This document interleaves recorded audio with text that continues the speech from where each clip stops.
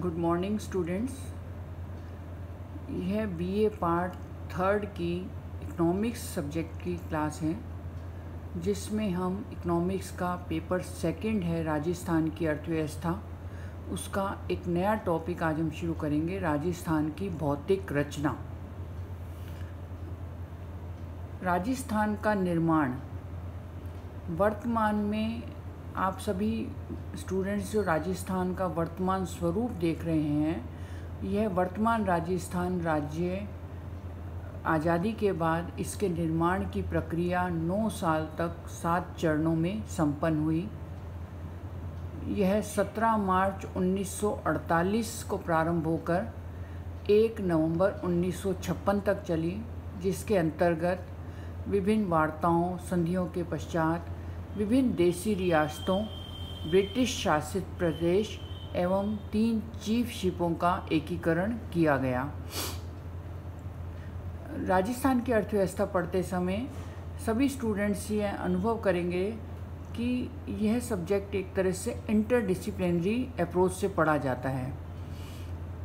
प्रारंभ में जो हमने भूमिका देखी, जो हिस्ट्री के स्टूडेंट्स हैं वह इस बात को अधिक गहराई से समझ सकते हैं कि किस प्रकार हमारे उस समय के गृह मंत्री सरदार पटेल ने किस तरह से विभिन्न रियासतों का एकीकरण करके राज्यों के वर्तमान स्वरूप तक पहुंचाया। राजस्थान से संबंधित प्रमुख तथ्य, जैसा कि मैंने आपको पहले भी कहा कि राजस्थान की अर्थव्यवस्था जो पेपर है, यह इस दृष्टि से अत्यंत महत्वपूर्ण है कि आप जब अपनी ग्रेजुएशन कर लेंगे उसके पश्चात जो भी कॉम्पिटिटिव एग्ज़ाम देंगे उन सभी में आजकल राजस्थान की अर्थव्यवस्था से संबंधित क्वेश्चन पूछे जाते हैं। उसमें यह इस राजस्थान से संबंधित जितने आपकी सूचनाएं आपको ज़्यादा से ज़्यादा प्राप्त होंगी, उतना आपका नॉलेज रिच होगी और वो आपके कॉम्पिटिटिव एग्ज़ाम में काम आएगी।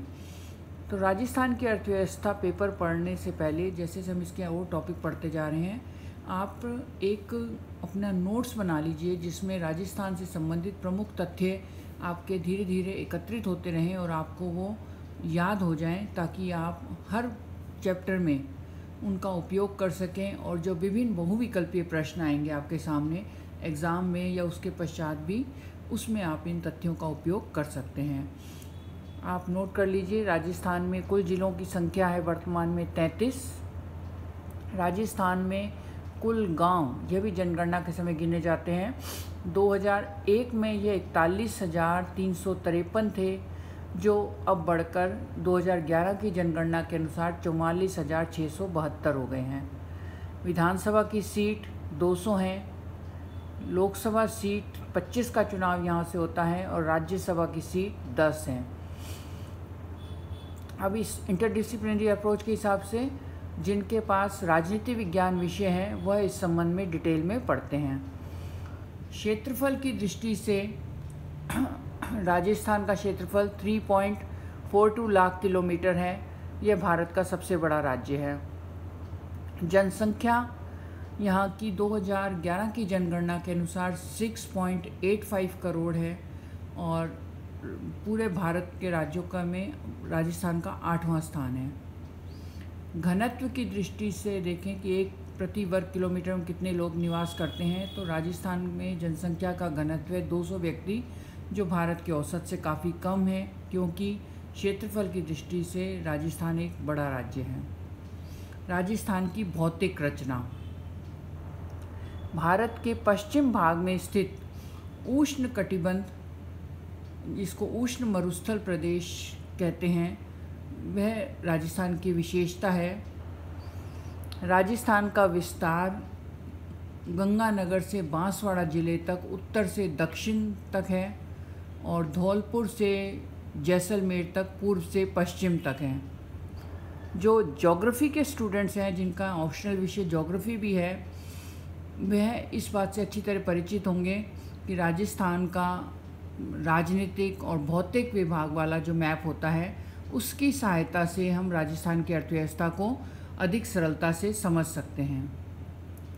राजस्थान की अंतर्राष्ट्रीय सीमा पाकिस्तान से लगती है, जिसकी लंबाई 1070 किलोमीटर है। यह मरुस्थलीय इलाका है। इस सीमा में मरुस्थल होने के कारण सड़क निर्माण इत्यादि कार्य में अत्यंत दिक्कत आती है।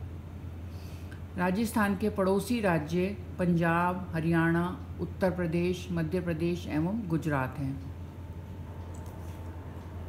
राजस्थान की भौतिक रचना में आगे हम देखेंगे कि राज्य की भौगोलिक स्थिति ने सामाजिक जीवन और आर्थिक विकास पर काफ़ी प्रभाव डाला है।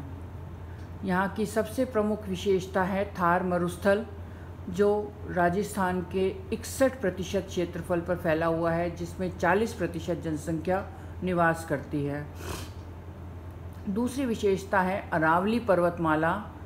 यह राजस्थान में उत्तर पूर्व से दिल्ली की ओर से दक्षिण पश्चिम तक फैली हुई है। राजस्थान के क्षेत्रफल का 12% भाग इसमें आता है। जलवायु विषमता पर विचार करें तो तापमान राजस्थान का हम सब राजस्थान के निवासी हैं, आपने अनुभव किया होगा कि यह गर्मियों में 48 डिग्री सेल्सियस तक चला जाता है, जबकि जैसलमेर वगैरह जैसे इलाकों में यह सर्दियों में -3 डिग्री सेल्सियस तक नीचे जाता है। इस कारण जलवायु की विषमता बहुत अधिक है। वर्षा की यहाँ कमी पाई जाती है। मानसून की अनिश्चितता अधिक है। वर्षा के लिए हम मानसून पर निर्भर करते हैं। पूर्वी भाग, राजस्थान के जो पूर्वी भाग के ज़िले हैं वहाँ पर अधिक वर्षा होती है। इस कारण उपजाऊ ज़मीन है और घनत्व जनसंख्या का यहाँ पर अधिक है। पश्चिम भाग में कम वर्षा है, जीवन अत्यंत कठिन है। यहाँ पर लोग पशुपालन पर निर्भर करते हैं और जनसंख्या का घनत्व कम है। अब आप नोट कीजिए राजस्थान के प्राकृतिक भाग। धरातल व जलवायु अंतर के आधार पर पूरे राजस्थान को 4 भागों में बांटा जा सकता है। भौतिक भाग का जो मैप होता है उसकी सहायता से इसे समझा जा सकता है। इसमें पहला भाग है उत्तर पश्चिमी मरुस्थलीय प्रदेश। राजस्थान के 12 ज़िले इस प्रदेश में आते हैं। यहाँ पर लूनी एकमात्र नदी है जो अरावली के पश्चिम की ओर बहती है। यह बरसाती नदी है। कृषि का यहाँ पर अभाव पाया जाता है क्योंकि सिंचाई सुविधाएं बहुत कम हैं। खनिजों की दृष्टि से हम देखें तो नागौर के डेगाना में टंगस्टन खनिज मिलता है जो अत्यंत महत्वपूर्ण है और भारत में एकमात्र ऐसा स्थान है जहाँ टंगस्टन मिलता है। रेगिस्तान का विस्तार एक प्रमुख समस्या है। इससे अगर विस्तार होता है तो उपजाऊ खेत भूमि और कम होती है। दूसरा राजस्थान का प्राकृतिक भाग है मध्यवर्ती अरावली पर्वतीय प्रदेश। 9% क्षेत्रफल इस अरावली पर्वतमाला के अंतर्गत आता है। इसमें ज़िले कवर होते हैं उदयपुर, डूंगरपुर, सिरोही, पाली, चित्तौड़गढ़ एवं अजमेर। यह अत्यंत प्राचीन पर्वतमाला है जिसकी ऊंचाई अधिक नहीं है। गुरु शिखर सबसे ऊंचा शिखर है जो सिरोही ज़िले में माउंट आबू में स्थित है। इसकी ऊंचाई है 1722 मीटर। अरावली के बाएं भाग में मरुस्थल है तथा दाएं भाग में मैदानी प्रदेश है। अरावली पर्वतमाला में अनेक उपजाऊ घाटियाँ भी हैं तथा अनेक खनिज मिलते हैं जैसे अभ्रक, तांबा, जस्ता एवं सीसा। खेतड़ी में अभ्रक, तांबा इत्यादि की खानें हैं।